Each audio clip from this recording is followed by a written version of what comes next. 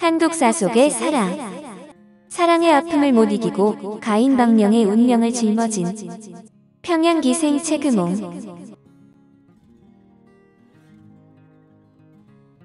1924년 2월 2일 매일신보에는 기생 최금홍 이야기가 실렸는데 평양의 1등 명기 최금홍이 단발한 젊은 여자인 단발랑이 되었던 것입니다.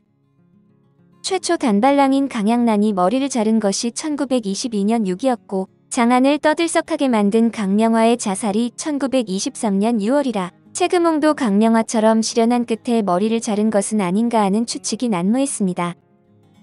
일제시대에 평양은 물론이고 경성을 비롯한 각 도시에서도 최금홍이란 기생을 모르는 사람이 없었습니다.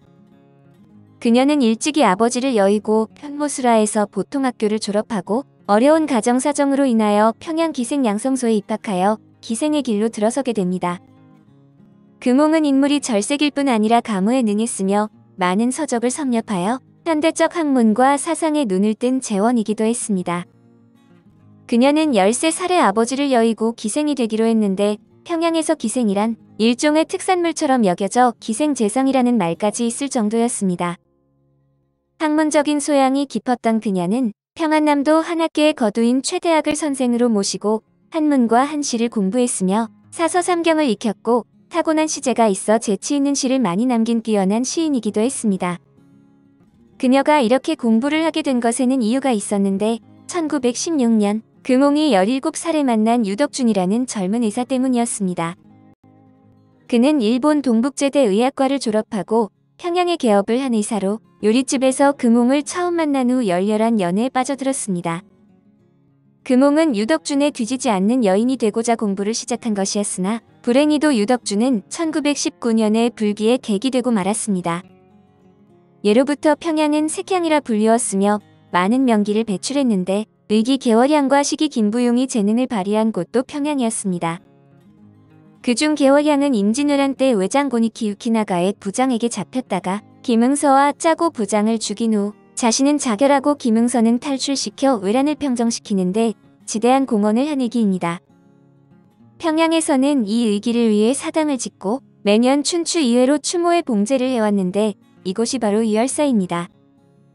1919년 3월 조선 독립만세운동이 일어났는데 개월향을 추종하던 금홍은 독립만세로 천하가 소요하자 의열사를 참배하고 추모시 수례를 지었습니다.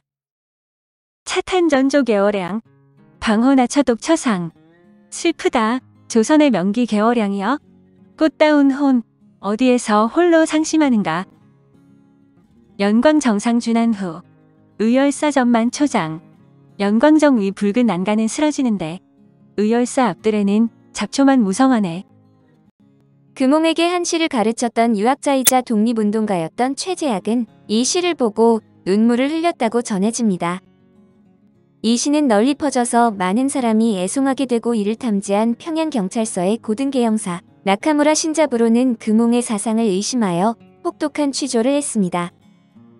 그리고 10일간의 구류 처분까지 받는데 그때 금홍의 나이 겨우 20살이었습니다. 하루는 서울에서 내려온 춘원 이광수, 천풍 심우섭이 금홍과 함께 대동강에서 뱃놀이를 즐기게 되었습니다. 서울에서 놀러온 춘원 이광수와 시문의 맏형인 천풍 심우섭이 금홍을 만났을 때 심우섭은 금홍이 지었다는 의열사 추모시를 보고는 놀라 믿지를 않았다고 합니다. 심우섭은 필시 금홍이 남의 시를 베낀 것으로 의심하고 우리가 이렇게 함께 놀다가 내가 먼저 죽었다고 가정하고 추모시를 한 수 지어보라고 하자 금홍은 즉석에서 다음과 같이 읊었습니다. 도계부 병루 폐수대수류 홀로 부병루에 기대어 있자니 대동강물은 근심을 띠고 흘러가네. 동승인 하처 공견석양주 함께 탔던 사람은 어디에 있는가. 헛되이 석양석에 배만 바라보네. 이를 보고 사무섭은 예전에 부용을 만나지 못했지만 지금 금홍을 만났으니 아쉬울 것이 없다고 말했는데 그날을 기념해 금홍이 시조한 수를 지어 남기게 됩니다.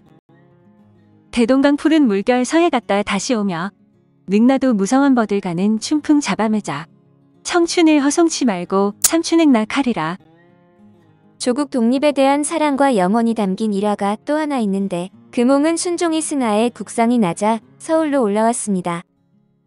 창덕궁 앞에서 인산인해를 이루며 통곡하는 남녀노소의 광경을 목도하고 순종의 죽음을 한 나라가 망하는 국가의 운명으로 보고 애통해하는 내용의 시조를 지었습니다. 창덕궁 바라보며 통곡하는 노소남녀. 신민된 의가 중에 애도하는 심정이라. 순종이 한 말이기에 그를 슬퍼하리라. 또 그녀의 시제에 얽힌 이야기 중 평양의 기자림 뒤 아미산 공동묘지를 보고 쓴 시조가 있습니다. 아미산 공동묘지 높고 낮은 저 무덤엔 주문 배국 구별 없고 양반 상놈 차별 없다. 가련타 인간 공도를 여기서만 보노라.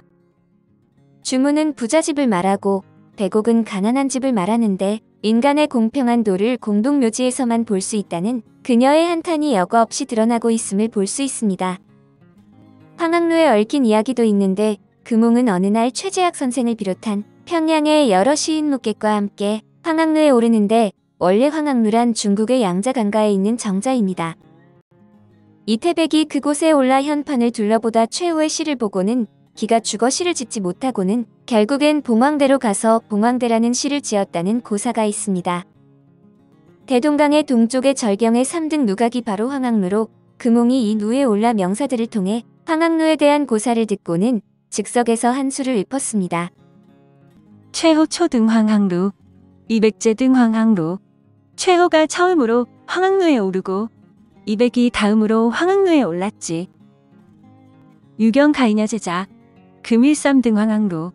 평양의 미희와 제자가 모여서 오늘은 세 번째로 황학루에 올랐네.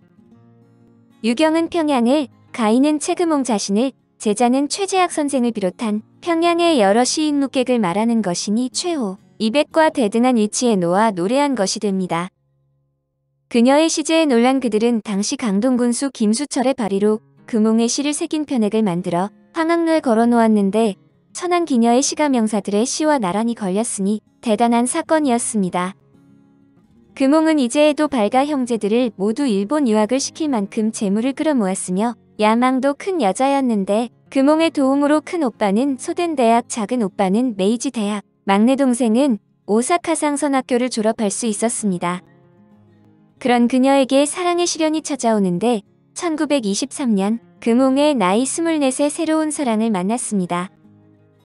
정월 대보름 이틀 후인 3월 4일 일요일에 금웅은 김영균이라는 청년과 대동강이 내려다 보이는 언덕에 올라 밝은 달빛 속에서 미래를 약속했습니다.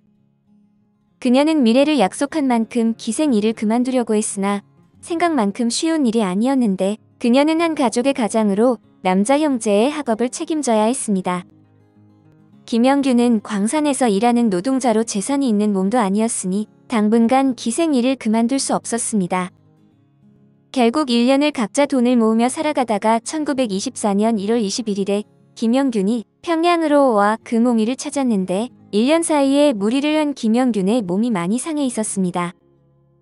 금웅은 그의 건강이 걱정되어 눈물 짓고 밤새 밀린 이야기를 나누었고 다음날 여관을 잡아 김영균이 쉬도록 보냈는데 여관으로 가던 김영균은 문득 생각이 난 친구 집에 들렀습니다. 그 친구는 금웅이 근래 새 애인을 들였다더니 걱정이 되어서 왔냐고 그를 놀렸는데 김영균은 그 말에 자기를 여관에 보낸 이유가 새 정인을 만나려고 한 수작으로 여겨 금웅에게 돌아가 쏘아붙였습니다. 이제 사랑은 단념하고 타인이 되자.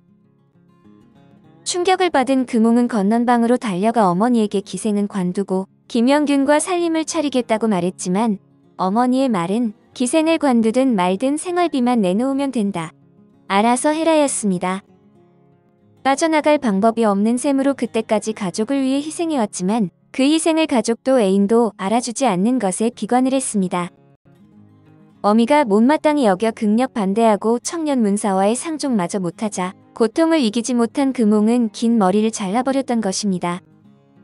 그 사실은 처음에 본 것처럼 사회에 일대 파문을 일으켜 매일 신보의 사실소설 5회에 걸쳐 연재되기도 했는데 그녀는 세상을 비관하고 30살이 되기 전 스스로 목숨을 끊고 맙니다.